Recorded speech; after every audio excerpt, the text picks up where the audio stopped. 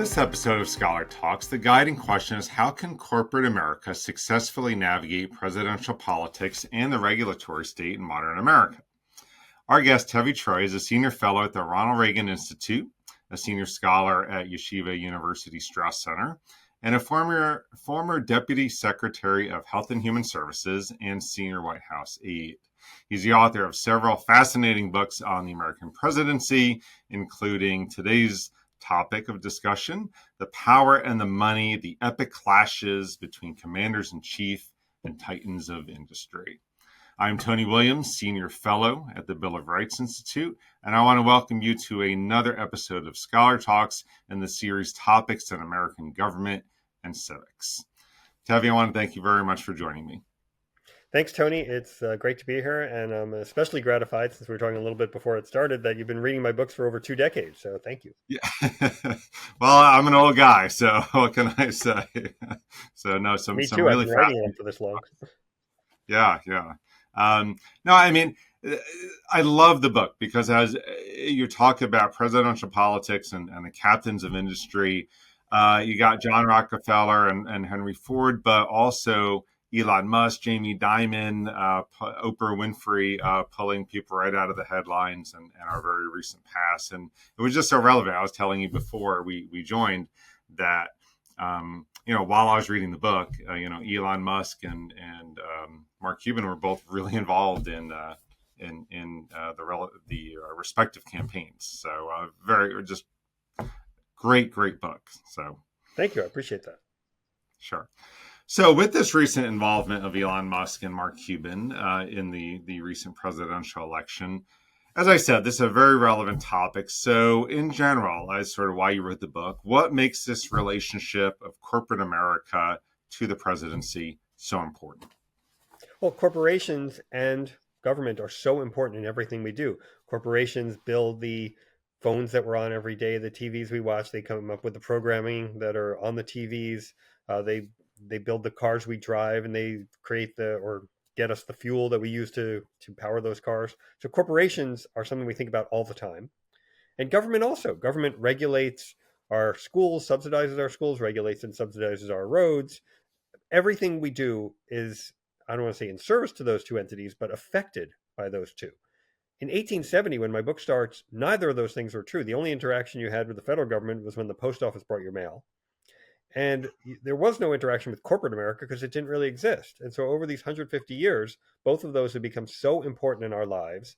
And the people at the head of the two, the presidents and the CEOs of the major corporations, they've had a lot of clashes and collaborations, but their actions together have shaped the society and the world that we're now in.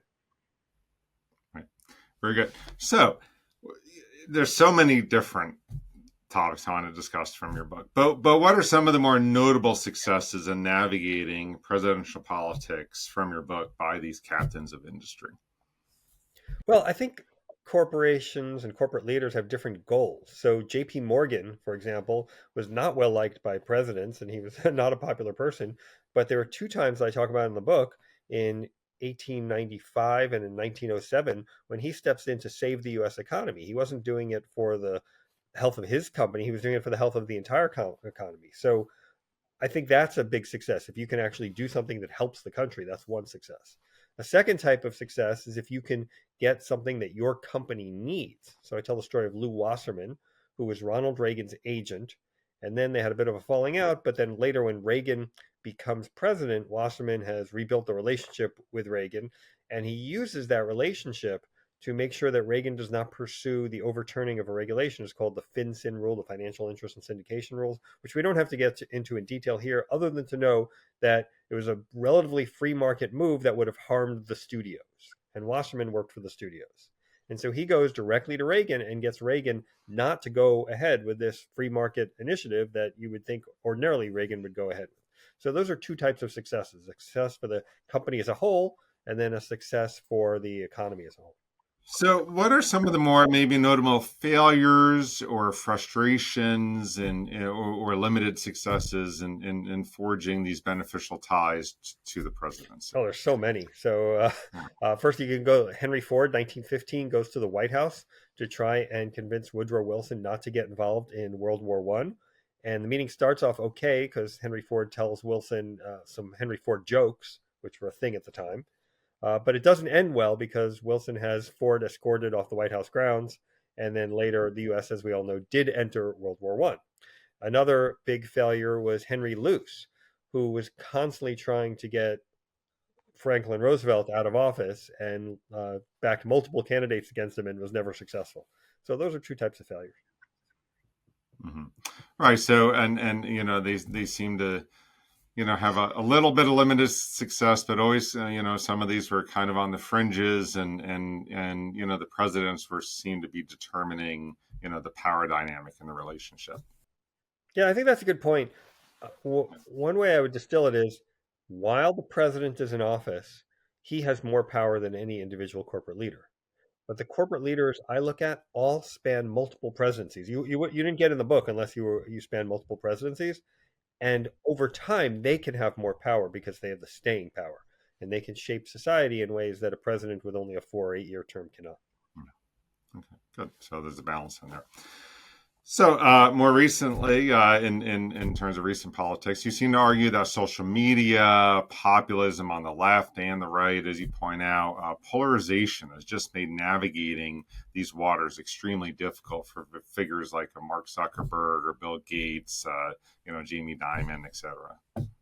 Yeah, look, one of the reasons I wrote this book is because both Democrats and Republicans seem to hate corporations at this moment. So with all of my books, what I cover is the subject of what I call presidents and blank.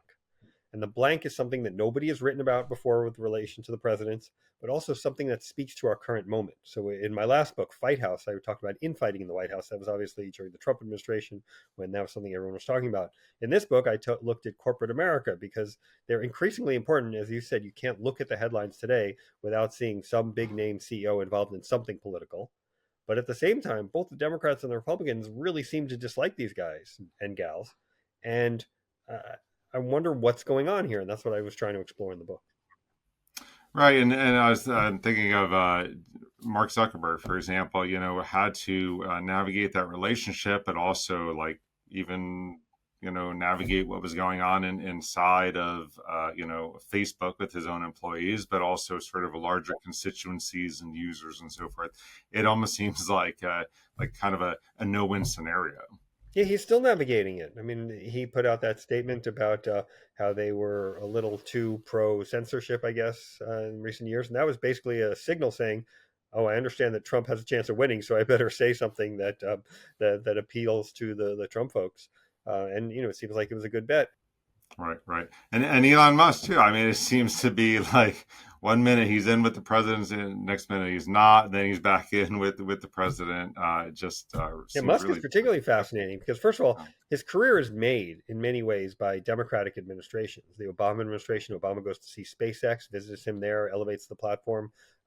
The Tesla is spurred in part by green subsidies in the Obama administration.